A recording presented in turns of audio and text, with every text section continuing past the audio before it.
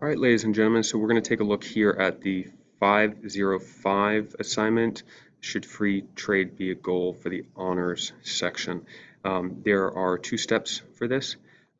Step one, you're going to go ahead and read through these two articles. They're real short, they're less than a page each, and they're all trying to explain either the negatives of outsourcing and the positives of outsourcing.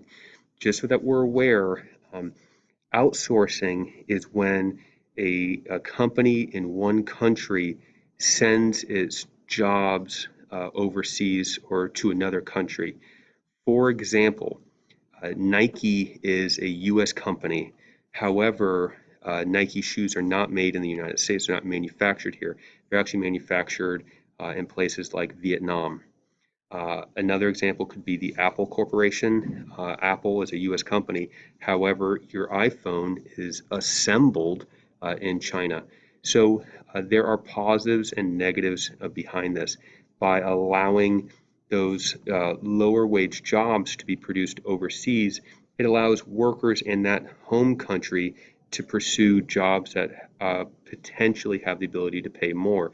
If U.S. citizens are not making T-shirts because they're getting their T-shirts from El Salvador or from Haiti, it allows the U.S. workers then to produce things that have the potential of making more money, like Ford F-150s or something along those lines. So you're going to read through these two different articles, and then we're going to skip over, you're going to skip option A, and we're going to go to just option B. So you're going to do option B, and you're going to write a persuasive essay. And in that essay, you're going to address these four factors here, these four questions.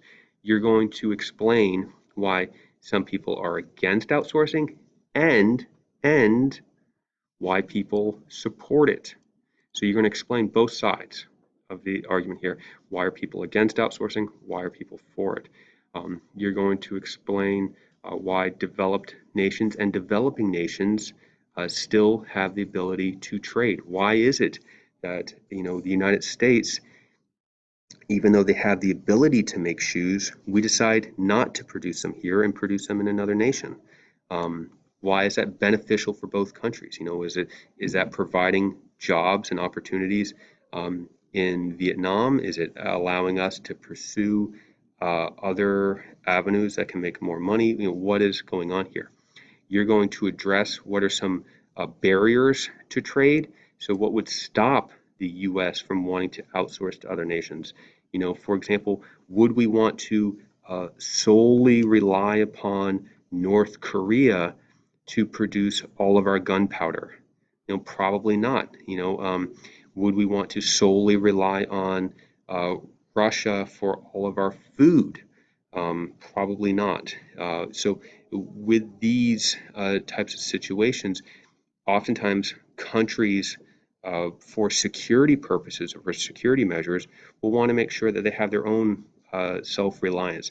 We don't want to rely on Iran for all of our oil. We want to make sure that we have the ability to produce some of it ourselves, because what happens if we get into a dispute or an argument with some of those other nations that can be harmful to us and for security purposes?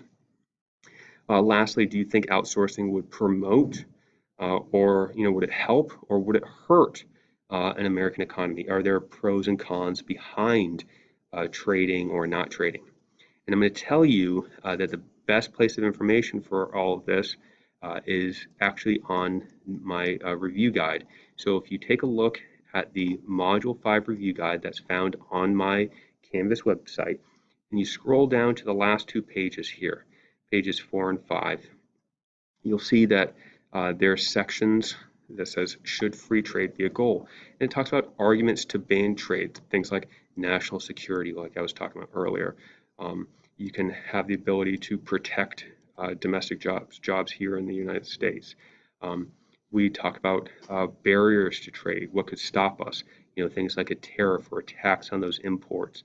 If we're taxing, foreign steel products, how that would just cause prices to rise for domestic consumers, for U.S. consumers, and how that could be a bad thing, and that these tariffs or quotas stop American consumers from having the ability to have access to the more plentiful or cheaper and sometimes superior foreign products. You can discuss things like embargoes, which could be placed on for various reasons. We saw a political embargo being placed on Cuba during the Kennedy administration. If you continue to scroll down, you'll see a large description here about the benefits and cost of free trade. It gives a lot of detail. If you were to read through those last two pages of the review guide, it would very much help you answer the 4 questions here that you need to put into your essay. All right, that's it. Hope this helps you out. Take care.